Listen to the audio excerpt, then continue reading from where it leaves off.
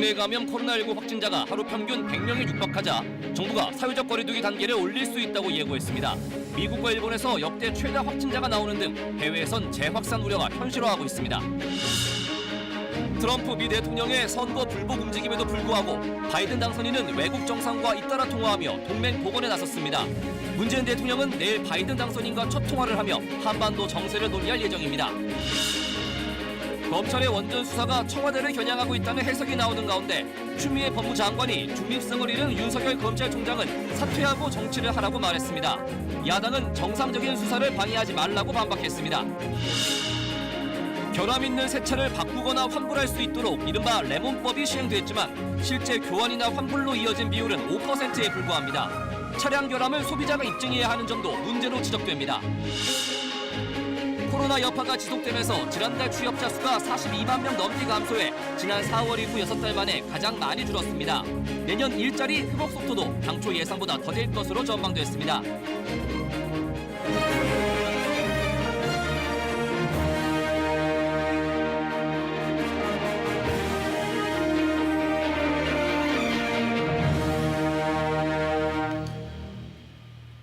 안녕하십니까. 코로나19 KBS 통합뉴스룸 9시 뉴스입니다. 신규 확진자가 나흘 연속 세 자릿수입니다. 하루 동안 146명 늘었고 이 가운데 국내 발생이 113명입니다. 여전히 수도권을 중심으로 번지고 있는데 경남과 강원 또 충남 지역에서도 이렇게 소규모 집단 감염이 계속되고 있습니다. 지난 일주일 하루 평균 국내 발생 환자도 이제 100명에 육박하고 있는데요. 이 확산세가 꺾이지 않고 이 상태가 유지된다면 정부는 사회적 거리두기 단계를 높일 수밖에 없다고 예고했습니다. 첫 소식 김민혁 기자가 보도합니다. 최근 한 주간 하루 평균 국내 발생 환자는 수도권이 67명, 충청권 13.6명, 경남권은 7.6명입니다. 각각 100명, 30명을 넘어서면 1.5단계로 올라갑니다. 1.5단계 기준을 넘어선 권역은 아직 한 곳도 없지만 단계 격상 가능성은 점점 높아지고 있습니다. 지난주 하루 평균 환자 수가 100명에 육박했기 때문인데 이는 정부가 기준으로 내세운 수치입니다. 전국적으로는 국내 환자 발생 평균 100명 이내를 관리 목표로 두고 이를 초과할 경우 단계 격상의 가능성을 국민들에게 사전 예고할 것입니다. 정부는 이러한 확산세가 이어지면 거리두기 단계를 높일 수 있다고 오늘 예고했습니다. 현재와 같은 증가 추세가 계속된다면 거리두기 단계 조정 기준도 2, 3주 내에 충족할 가능성이 커지고 있습니다. 확산세가 심상치 않은 일부 기초자치단체는 이미 거리두기 단계를 올린 상태. 충남 천안과 아산, 전남 순천, 강원 원주는 자체 판단으로 1.5단계가 시행 중입니다. 여기에 날씨가 추워지면서 실내 공간에서의 감염 우려도 점점 커지고 있습니다. 이 때문에 정부는 운영이 재개된 사회복지시설의 이용 인원을 4제곱미터당 1명으로 제한했습니다. 1.5단계로 격상될 경우 고위험군 시설은 시간제와 사전 예약제를 해야 합니다. 돌봄 공백을 최소화하기 위해 2.5단계까지도 운영할 수는 있지만 정원을 줄이고 음식물 섭취가 금지되는 등 제한 사항이 많아집니다. 전문가들은 사회복지시설 내에서 물리적 거리두기도 중요하지만 마스크 착용이 더 중요하다고 강조합니다. 감염자가 있으면 바이러스는 실내에 계속 떠다니게 돼 있죠. 그거를 막을 수 있는 최선의 방법은 마스크라는 거죠. 정부는 마스크 훼손과 분실에 대비해 노인 요양시설 등 공공시설 곳곳에 마스크를 비치할 예정입니다. KBS 뉴스 김민혁입니다. 네, 경기도 오산시의 한 요양병원에서는 확진자가 30명 넘게 나왔습니다. 음성 판정을 받았지만 병원에 격리된 환자의 가족들은 불안해하고 있습니다. 간호 인력도 상당수 일을 그만두고 나갔다는데 지금 어떤 상황인지 이승재 기자가 취재했습니다. 지난달 24일 첫 확진자가 발생한 오산 요양병원. 이후 방역당국은 확진자가 입원했던 병실 한 곳만 격리했습니다.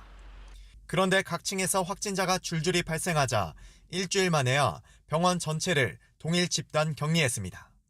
초기 방역이 미흡한 상황에 현재까지 파악된 확진자만 33명. 전체 환자와 간병인 가운데 4분의 1 정도가 감염된 겁니다. 특히 음성 판정을 받고 격리된 고령 환자의 보호자들은 불안감을 호소하고 있습니다. 환자가 어떤 상태이며 어떻게 지내는지 소식을 전해 듣지 못하고 있기 때문입니다. 전화 자체를 아예 안 받으니까 확진자는 계속 나온다 하고 상황은 어떻게 되는 건지 가족들한테 연락도 안 주고. 또 이번 환자를 퇴원시킬 수 없느냐는 방역당국의 제안에 2, 3차 확산 우려도 하고 있습니다. 환자를 발생했으면 격리를 했어야 되는데 집으로 모시고 갈 수 없냐고 하는 것도 2차 확대 우려가 있잖아요. 직장하고 학교하고 다 하는데. 여기에 집단 감염 발생 후 간호인력 39명 가운데 70% 가까이가 사직한 상황. 의료 공백이 현실화되자 대체 인력 투입을 하고 있지만 턱없이 부족합니다. 그만둔 인력이 있으니까 일이 더 계속 더 많아지고요. 대체 인력들은 지금 거기서 지금 신청을 해서 몇 분이 들어가서 일을 하고. 일부 입원 환자들은 경기도 의료원 안성병원으로 옮겨졌으며 오산시 측은 경기도와 협의해 추가로 옮길 수 있는 방안을 검토하고 있습니다. KBS 뉴스 이승재입니다.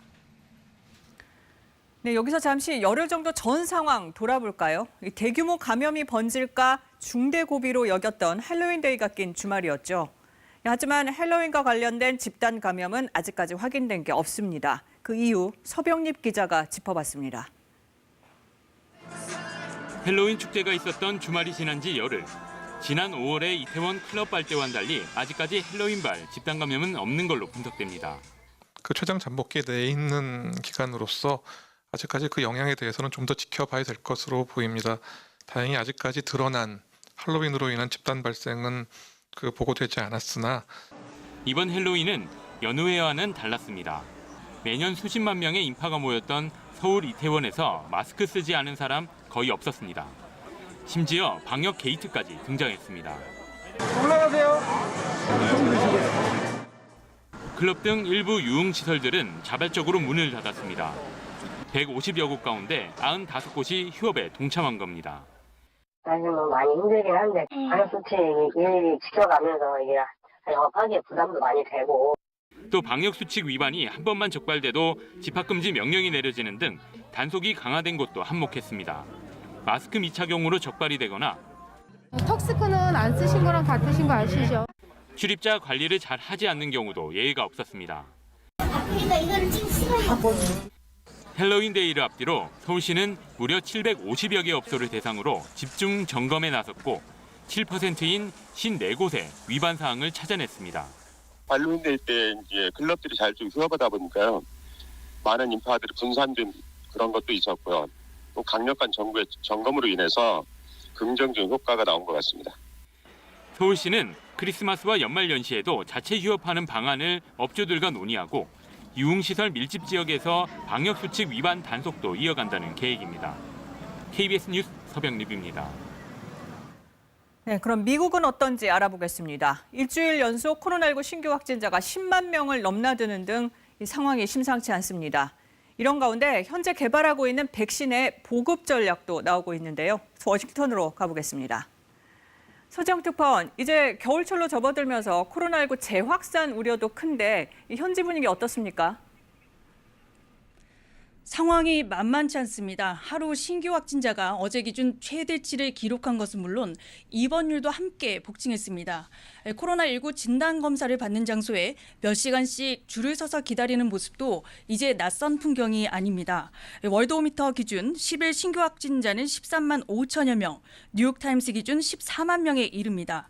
미국의 1일 신규 확진자로는 최대치입니다. 일주일 연속 신규 확진자는 10만 명 안팎을 기록하고 있습니다. 이로써 누적 확진자 1,056만여 명, 미국 인구 100명 가운데 3명꼴로 확진 판정을 받았거나 감염된 상태입니다. 그런데 밀집한 공간에서 코로나 전파가 잘 된다는 이 구체적인 연구 결과가 나왔다고요? 네, 스탠퍼드 노스웨스턴대 연구팀이 네이처에 기고한 논문 내용인데요. 도시 10곳에 거주하는 미국인 9,800만 명의 동선을 분석해 감염 확산 모델을 만들었습니다. 이 연구 결과 식당, 카페, 실내 체육시설 등 밀집한 공간에서 감염 위험이 높게 나타났는데요. 전체 장소들 가운데 10%에 해당하는 이 밀집 공간들에서 감염은 80% 정도가 발생했습니다. 연구팀은 이들 장소의 최대 수용 인원을 평상시에 20%로 줄이면 코로나19 감염을 80% 이상 줄일 수 있다고 분석했습니다.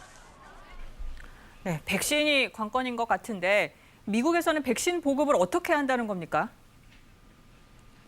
네, 어제 화이자가 이달 셋째 주쯤 미 식품의약국에 긴급 사용 승인을 신청할 방침이라는 소식 전해드렸는데요. 이 백신을 보급할 전략도 동시에 진행되고 있습니다. 최대 6억 회분에 달하는 분량입니다. 승인 절차가 완료되면 화이자는 백신 5회분이 담긴 유리병 970여 개를 초저온 상태로 유지한 채 컨테이너에 싣습니다. 이들 화물은 미국 내에는 최대 이틀, 전 세계에는 사흘이면 도착합니다. 보관, 수송, 접종 등의 절차가 순조롭게 진행되면 다음 달쯤 미국인들은 코로나 백신을 접종받을 수 있을 것으로 미 보건당국은 전망하고 있습니다. 지금까지 워싱턴에서 전해드렸습니다. 네, 일본에서는 코로나19 유행 상황에서도 여행과 외식 장려 정책이 시행되면서 방역 대신에 경제를 택했다는 지적이 있었는데요. 결국 코로나19 3차 유행이 시작됐다는 의료계 진단이 나왔습니다. 이번에는 도쿄로 가보겠습니다. 황현태 특파원, 일본의 확진자 수 얼마나 늘었습니까? 네, 한국과 달리 일본은 정부가 아닌 지자체마다 확진자를 제각각 발표하는데요. 오늘 하루 곳곳에서 최다 기록이 쏟아지고 있습니다. 먼저 전문가의 말 들어보시겠습니다. 第3波にと考えてもいいのではないか。医療提供体制が全国で逼迫するのも明らかです。 이는 지난 4월과 8월에 이어서 이달 들어 하루 확진자가 다시 1000명대에 진입했기 때문입니다. 오늘 수도 도쿄에선 317명의 확진자가 나와서 지난 8월 20일 이후 2달여 만에 가장 많았습니다. 또 오사카 256명을 비롯해 현재 사이타마와 효고현 등 지자체 5곳에서 하루 최다 기록이 깨졌습니다. 네, 그럼 이렇게 감염이 확산되는 원인 뭐라고 분석이 나옵니까? 네, 일본에서는 여행을 가고 또 밖에서 밥을 먹으면 정부가 많게는 비용의 절반가량을 보조해 줍니다. 한마디로 코로나19 확산은 이런 정책의 반작용이라는 지적입니다. 하지만 일본 정부가 긴급사태 선언 같은 방역 대책 카드를 꺼내들 가능성은 거의 없습니다. 스가 정권이 경제 살리기에 사활을 걸고 있는 데다 장기적으로는 내년 도쿄올림픽까지 고려해야 하기 때문입니다. 일본 정부는 도쿄올림픽을 위해서 앞으로 관광을 포함해 입국 문턱을 더욱 낮출 예정인데 감염 확산 정도가 변수가 될 전망입니다. 지금까지 도쿄에서 전해드렸습니다. 네, 다음 소식입니다. 바이든 미국 대통령 당선인은 외국 정상들과 잇따라 통화를 하고 동맹 복원을 강조하는 등 대외적으로도 보폭을 넓히고 있습니다. 반면에 트럼프 대통령과 측근들은 대선 불복 의사를 더 분명히 하고 있는데 폼페이오 국무장관은 2기 트럼프 행정부를 준비 중이라고까지 말했습니다. 워싱턴에서 금철영 특파원이 보도합니다. 최근 이틀간 캐나다와 영국, 프랑스, 독일 등 각국 정상들과 잇따라 전화 통화를 한 바이든 당선인. 주요 대화 내용은 동맹 강화였음을 분명히 했습니다. First of all, I'm letting them know that America's back. We're going to be back in the game. It's not American alone. Number one. 각국 정상들과의 외교도 본격화됐다는 뜻으로 해석됩니다. 정권 인수 작업은 착실히 진행되고 있다고도 했습니다.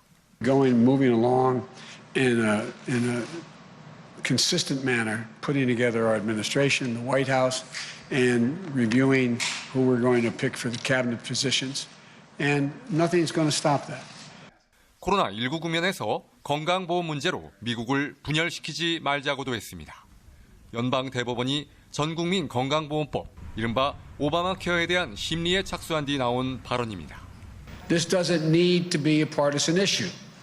It's a human issue. It affects every single American family.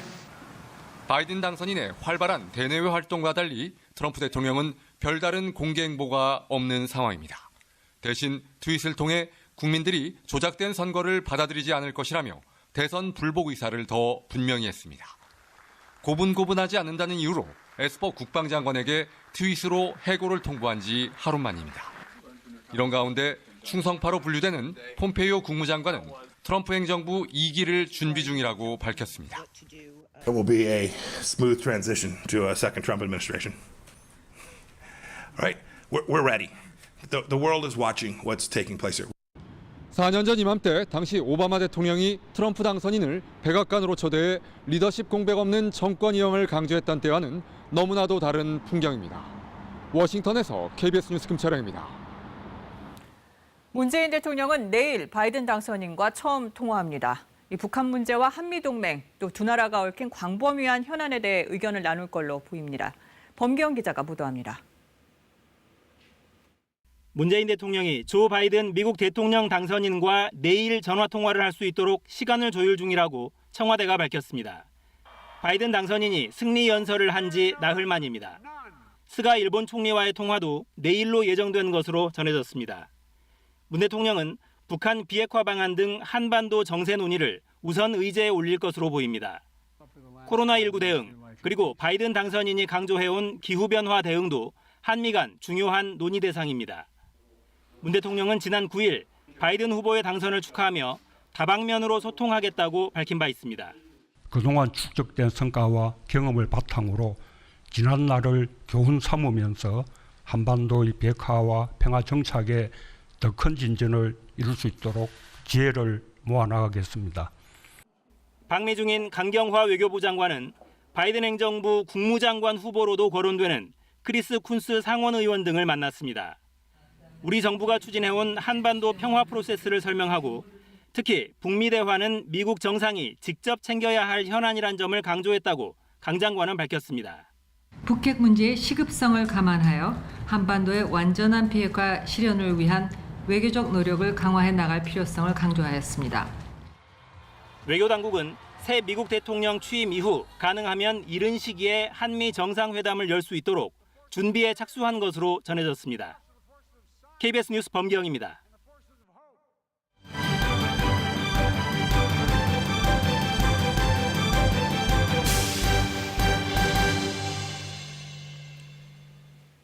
바이든 시대 개막이 한반도 문제에 미칠 영향, 오늘은 세 번째 순서로 한일 관계에 대해 짚어보겠습니다.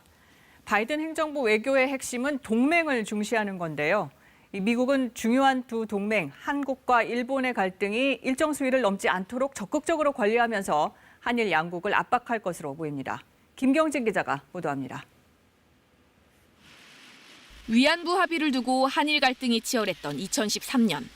아베 일본 총리가 야스쿠니 신사 참배 계획을 밝혀 한국이 들끓자 당시 바이든 미국 부통령은 아베 총리에게 전화를 걸어 참배를 만류했습니다.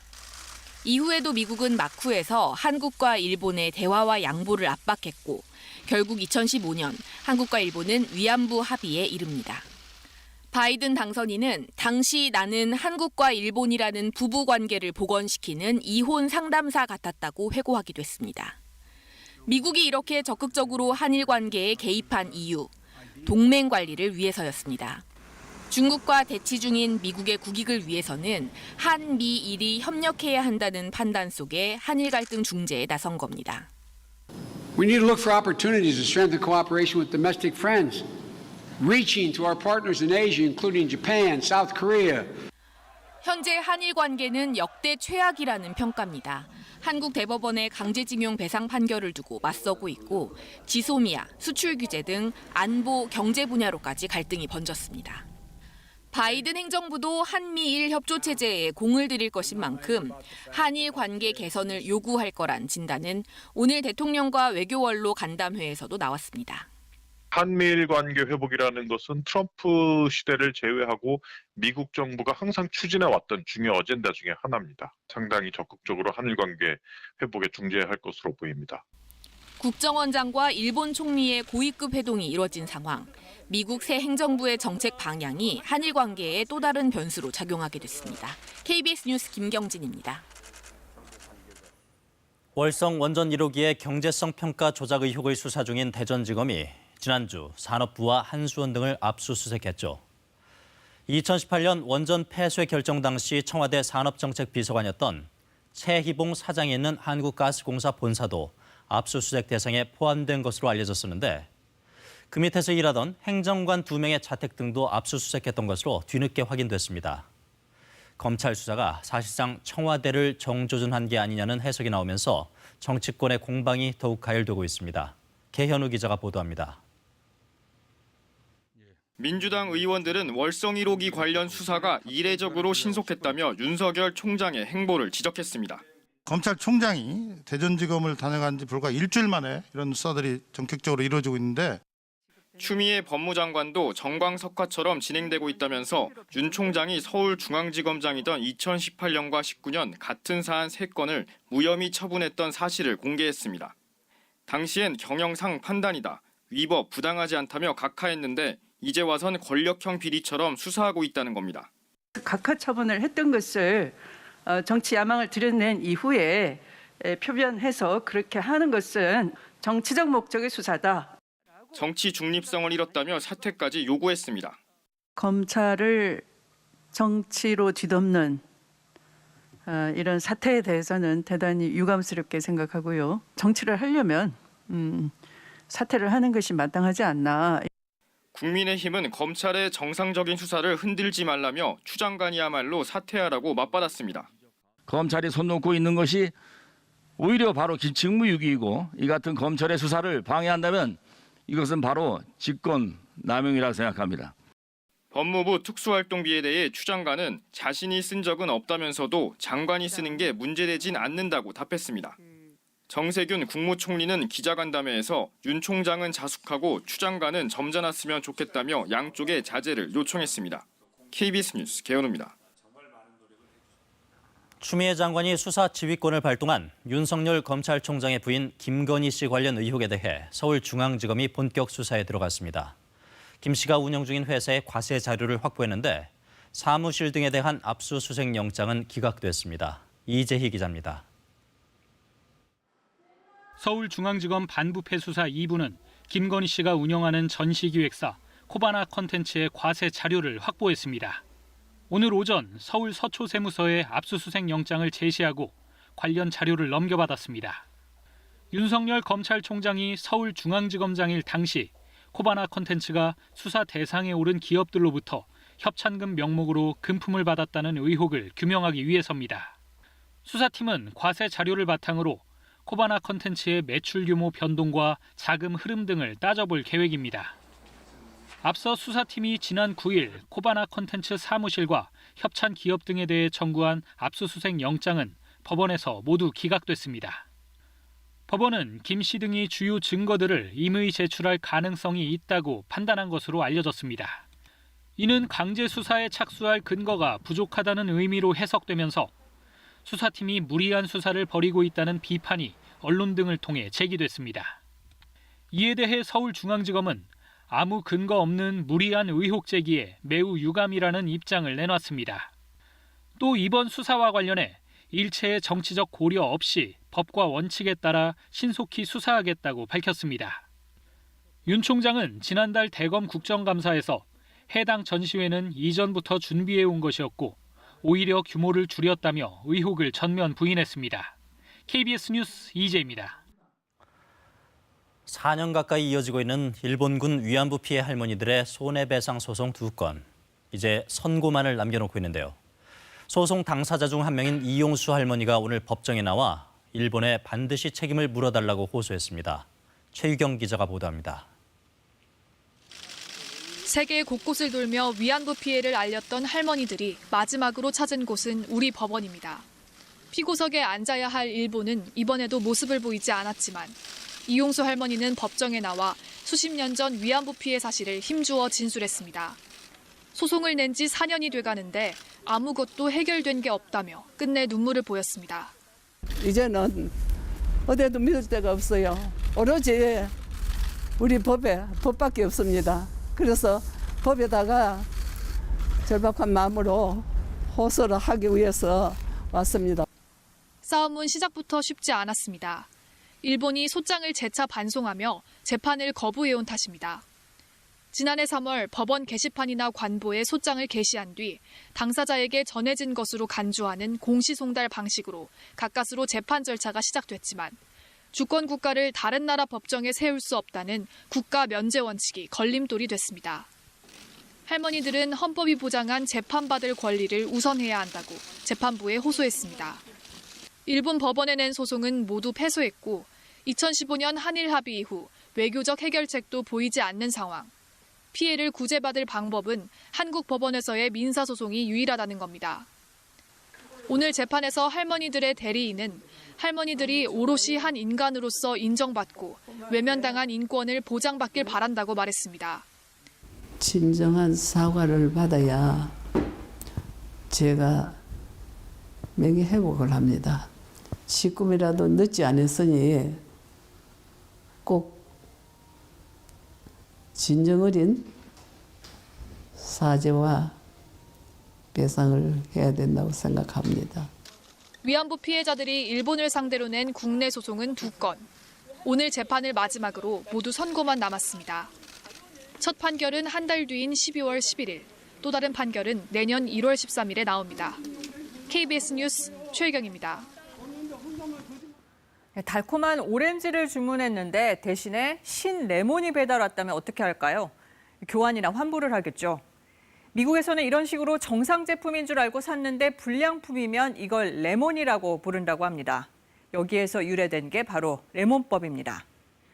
전자제품, 특히 차량에 결함이 있을 때 제조사가 소비자에게 교환이나 환불, 또 보상을 하도록 규정한 소비자 보호법입니다. 지난해 1월 국내에서도 레몬법 취지를 반영한 자동차 관리법이 시행됐지만 차에 결함이 있어도 실제로 교환이나 환불한 경우는 아주 드물다는데요. 그 실태를 먼저 이수민 기자가 보도합니다. 올해 4월 벤츠 차량을 구매한 서모 씨. 2달 전부터는 벤츠에서 빌려준 다른 차를 타고 있습니다. 서 씨 차량 내부와 엔진 소음 문제 때문이었습니다. 2차례나 수리를 받았지만 증상은 그대로였습니다. 계약 시 서명한 교환 환불 제도에 따라 차량을 바꿔달라고 벤츠 측에 요구했지만 엔진 교환만 가능하다는 답이 돌아왔습니다. 그 비싼 제품을 사면서 이렇게 소비자를 무시하는 제품이 지금 우리나라에 있을까 할 정도로 황당했고, 교환이나 환불은 어렵구나, 아예 못하겠구나 느껴지는 게. 사전 예약까지 해가며 올해 7월 제네시스 G80을 받은 강모 씨 상황도 비슷합니다. 엔진 소음과 차량 내부에서 나는 악취 등으로 지금까지 10번 넘게 서비스 센터를 찾았습니다. 하지만 현대차는 기다려달라는 말만 할 뿐 내부 규정이 없다는 이유로 교환이나 환불을 해주지 않았습니다. 거의 포기했죠.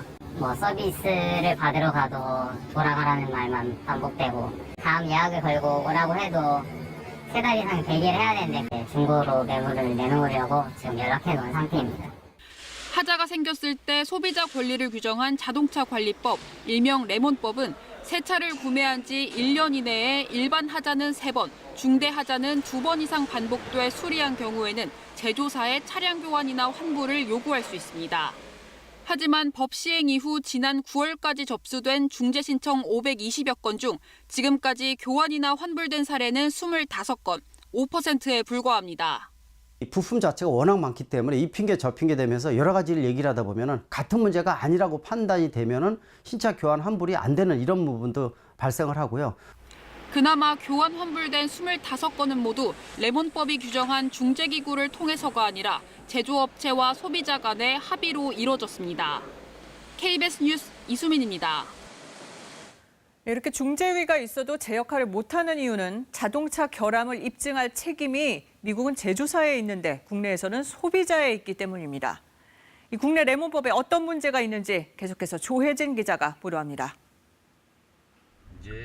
광주 시내를 주행하던 제네시스 차량, 갑자기 시동이 꺼졌습니다. 차가 서버렸어. 어떻게 해야 돼요? 시동을 걸어봐도 차량은 꿈쩍도 하지 않았고 결국 차량은 서비스 센터로 들어갔습니다. 몇 번 시동이 안 걸리더라고요. 그때부터 이제 촬영을 하게 됐죠. 이제 완전 목통이 돼버린 거죠. 시동을 켜도 아예 반응도 없고, 그래서 견인차 부르고. 이 차는 이전부터 엔진 떨림 등의 문제로 8차례나 서비스 센터에서 수리를 받았습니다. 차주는 교환이나 환불을 요구했지만 현대차는 묵묵부답. 취재가 시작되자 그제야 환불을 해주겠다는 연락이 왔다고 합니다. 환불, 그 부분을 제가 지금 진행하고 있거든요. 좀만 시간을 주세요. 자동차 관리법, 즉 레몬법에서는 특히 엔진이나 핸들 등 구동장치나 조향장치의 문제는 교환이나 환불이 가능한 중대 결함으로 규정하고 있습니다. 하지만 레몬법 시행 뒤 한국교통안전공단 산하 심의위원회에서 중대 결함으로 판정받은 사례는 단 한 건도 없습니다.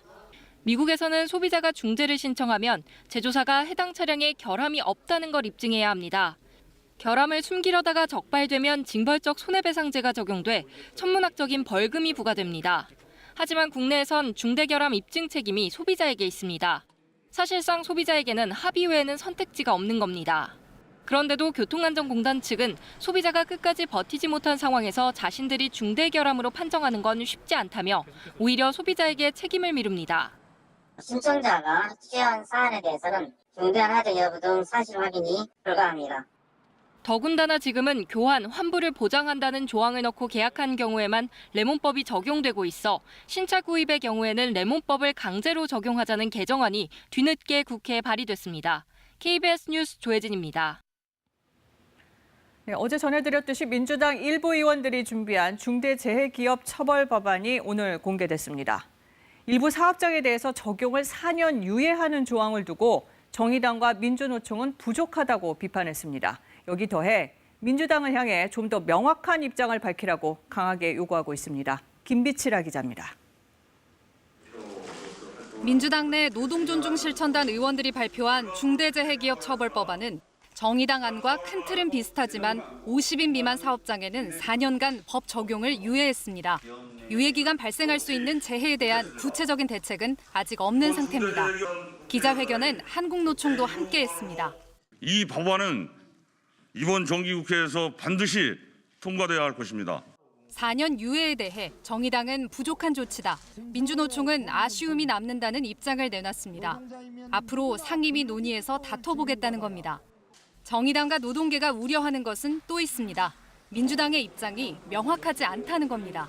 저희들이 하는 작업의 과정과 내용은 다 알고 있고요. 당론 법안이 될지 말지는 이후에 말씀드렸던 대로 절차나 과정을 좀 거쳐야 될 것 같습니다. 당 차원에서 박주민 의원의 법안이 면피용이 아닌 확고한 당론임을 국민 앞에 명확히 밝혀야 합니다. 정의당과 노동계가 민주당을 압박하는 데는 배경이 있습니다. 중대재해기업 처벌법 제정이 그 시작입니다. 이들 법안이 빨리 처리되도록 중대재해기업 처벌법 그 취지를 살리는 대원칙을 지키면서 다른 관련법과 병합 심의가 될 겁니다. 어차피. 뉘앙스가 달라졌다는 해석에 민주당 내에서는 산업안전법을 개정해 해결하자는 주장도 여전하기 때문입니다. 당론 채택 가능성을 묻는 질문에 이낙연 대표는 그렇게 어려운 문제가 아닐 것이라는 입장을 밝혔습니다. KBS 뉴스 김비치라입니다. 네, 좀 나아질까 싶었던 고용시장의 먹구름 좀처럼 가시질 않고 있습니다. 지난달 고용 통계가 발표됐는데 취업자 수가 6달 만에 가장 큰 폭으로 줄었습니다. 특히 일자리의 핵심인 제조업 그리고 30대의 일자리가 큰 타격을 입었습니다. 박예원 기자입니다. 이 50대 여성은 지난달 일하던 음식점이 문을 닫으면서 일자리를 잃었습니다. 일단은 사람 없으니까 진짜 없었어요. 오늘은 사람 좀 있으면 그냥 가고 어쩌다 오면 두 사람 일행인데도 두 사람 이렇게 떨어져 않고. 이렇게 코로나19가 불러온 고용 한파는 10월에도 수그러들지 않았습니다. 취업자 수는 1년 전보다 42만 명 넘게 줄어 4월 이후 감소폭이 가장 컸습니다. 실업률은 10월 기준으로 20년 만에 가장 높아졌고 고용률은 8년 만에 가장 낮아졌습니다. 코로나19 재확산과 장기화 등의 영향으로 취업자 감소가 지금 계속 확대되고 있는 그런 모습을 나타냈습니다. 특히 대면 일자리의 두 축인 숙박 음식점업에서 취업자 수가 10% 정도 줄었고 도소매업에서도 5% 넘게 감소했습니다. 탄탄한 일자리로 여겨지는 제조업 일자리도 우려되는 건 마찬가지입니다. 4월 4만 명대였던 취업자 감소 규모가 점차 커져 어느새 10만 명에 육박합니다. 청년층을 많이 고용하는 이런 주요 업종의 일자리가 줄면서 연령대로는 30대 취업자 수가 가장 많이 감소했습니다. 오류를 제조를 했는데 판매가 안 되니까 그게 다 재고로 쌓이면서 이제 계속 악순환이 돼버려요. 회사 차원에서 규모를 줄이려고 하다 보니까. 10월에는 고용 개선세가 재개될 것이라고 예상했던 홍남기 경제부총리는 이번 통계를 확인하고 고용 시장의 어려움이 8개월여 지속된다는 사실을 엄중히 인식하고 있다고 밝혔습니다. KBS 뉴스 박예원입니다.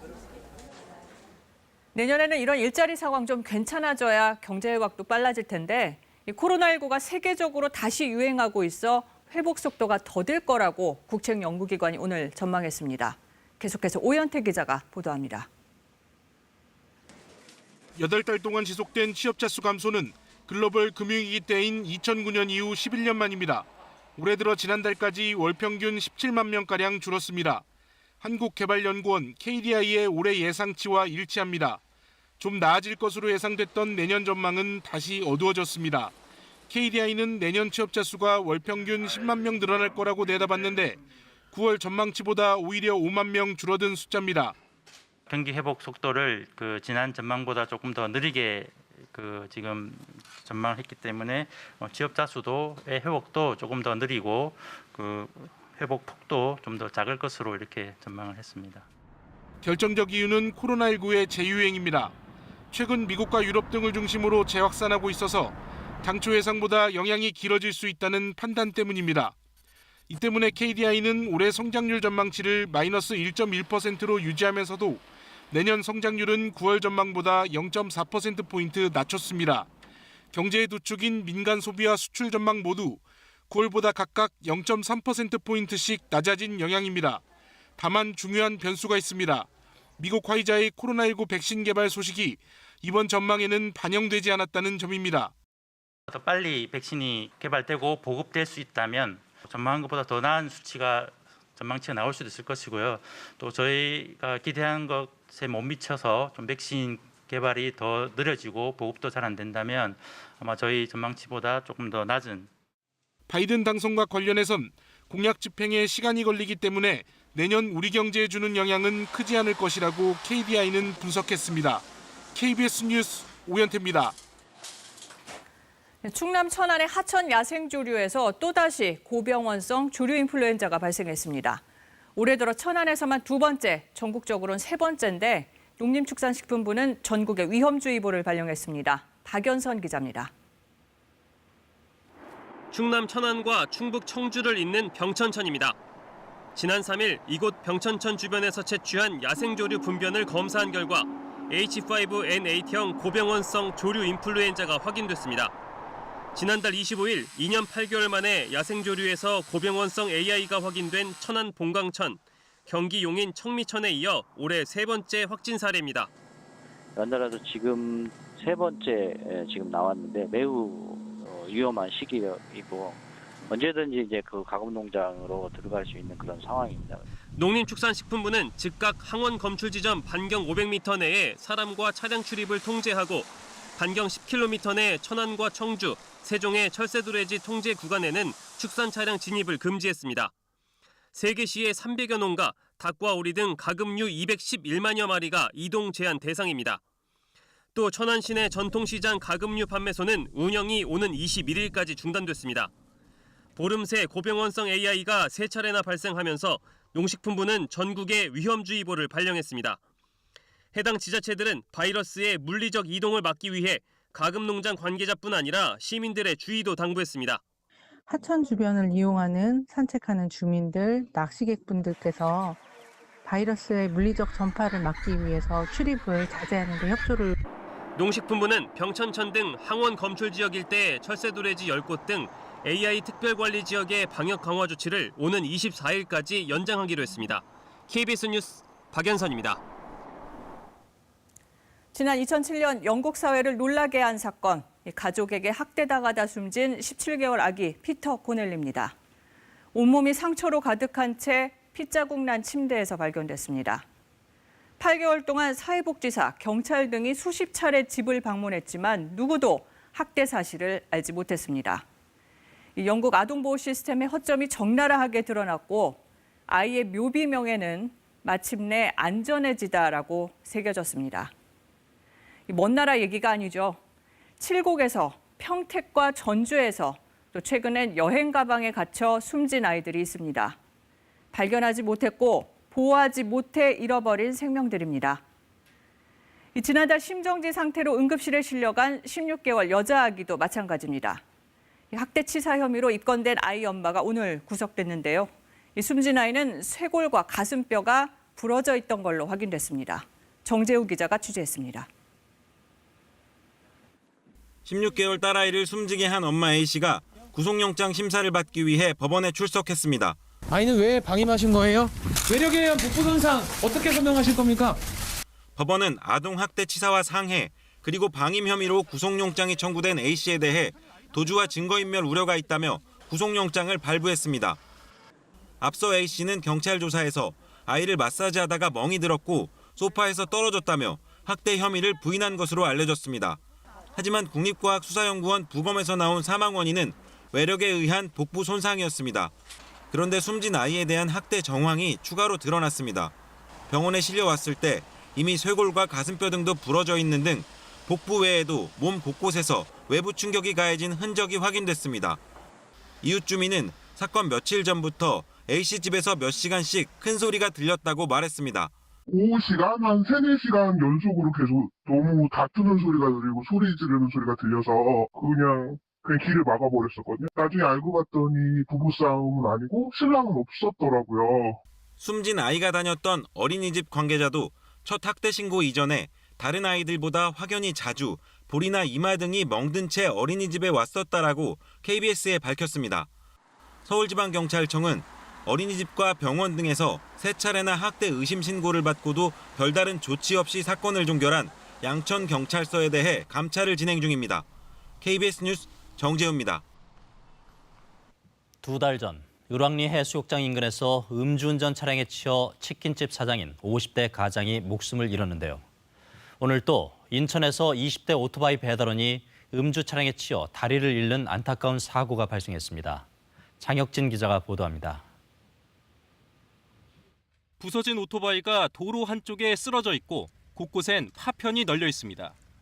승용차 앞 범퍼는 심하게 찌그러졌습니다. 오늘 새벽 4시 반쯤 인천시 원창동의 한 도로에서 30대 남성 A씨가 모는 승용차와 오토바이가 충돌했습니다. 중앙선을 넘어 역주행한 승용차에 오토바이가 들이받친 건데 오토바이에 타고 있던 배달 대행업체 소속 20대 남성은 크게 다쳐 왼쪽 발목 절단 수술을 받았습니다.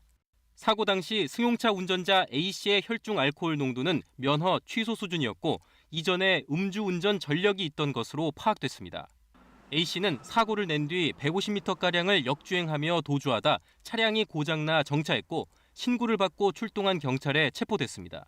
완전 만취해요. 말도 제대로 못하시고 혼자 걷지도 못하시고 계속 죄송하다고만 막 계속 그랬어요. 경찰관님한테. 경찰은 A씨에 대해 음주사고 처벌을 강화한 윤창호법을 적용해 구속영장을 신청할 계획입니다. 지난 9월 을왕리 음주사고로 치킨집 가장이 숨지고 동승자에게도 윤창호법이 적용돼 재판이 진행 중이지만 음주사고는 끊이지 않고 있습니다. 지난달 28일엔 경기도 성남에서 70대 신문 배달원이 음주 차량에 치여 숨지기도 했습니다.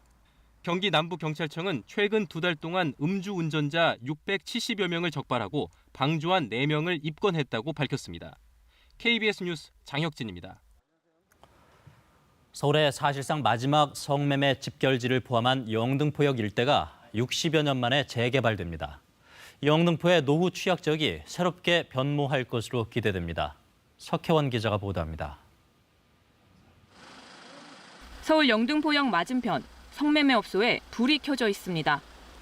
1950년대 말부터 성매매 집결지였던 이 일대엔 아직도 30여 곳이 남아 있습니다.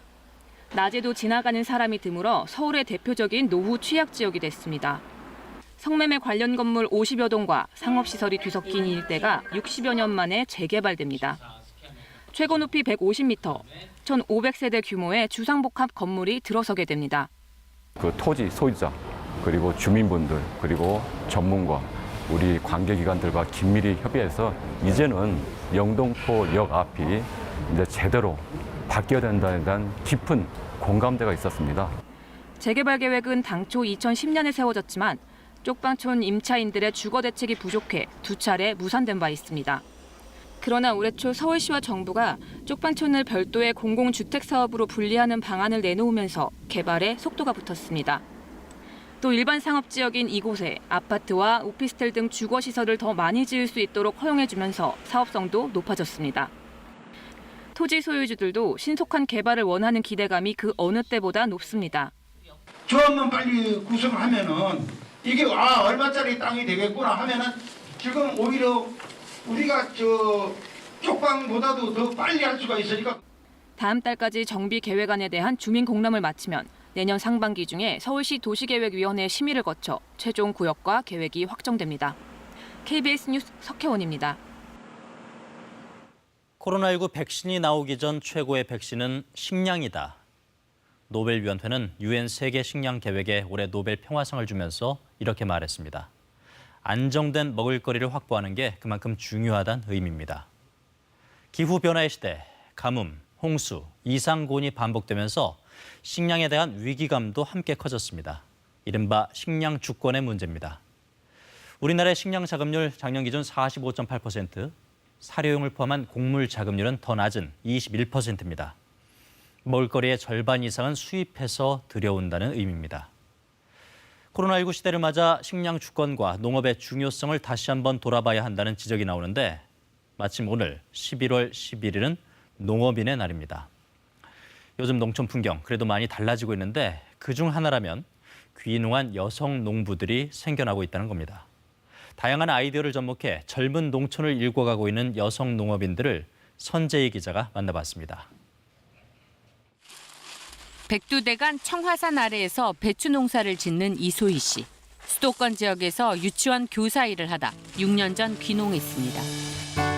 고추와 오미자, 블루베리 등 재배량은 조금씩, 품종은 다양하게 하는 방식으로 전통 농촌과는 차별화를 둡니다. 청년 여성이다 보니까 농사를 정말 짓겠어? 라는 그런 편견들도 있었는데 지금은 많이 응원도 해주시고. 감나무 농사를 짓는 방주혜 씨. 5년 전 하동으로 귀농할 때만 해도 농지 구하는 일에서부터 무거운 감상자를 들고 나르는 일까지 힘든 일 투성이었습니다. 이제는 단순히 감을 판매하는 일을 넘어서 감으로 식초를 만들어 부가가치를 높이고 있습니다. 전통 식초 제조 방법을 이어서 세계적인 식초 전문가가 되는 게 저의 목표입니다. 지리산 피악골에서 고로쇠를 채취하던 김미선 씨는 고로쇠로 된장을 만든 지 10년째입니다. 처음 50단지에 불과했던 고로쇠 된장 생산량은 이제 2,000단지에 이릅니다. 차별성, 그리고 경쟁력, 그리고 각 제품마다 스토리를 입혀서 가니까 지금은 소비자분들이 많이 좋아하시고 인정해 주세요. 이런 식으로 농업의 영역을 발전시키는데 청년 여성들의 몫이 커지고 있습니다. 음식을 직접 만드는 여성들이어서 1차 생산물의 활용 방안을 남성들보다 잘 안다는 장점이 있습니다. 젊은이로서 또 여성으로서 충분히 잠재력을 발휘할 수 있는 여건만 주어진다면 우리 농촌의 풍경은 한결 젊어질 것으로 기대됩니다. 청년 여성 농업인 화이팅! 화이팅! 화이팅! KBS 뉴스 선재입니다.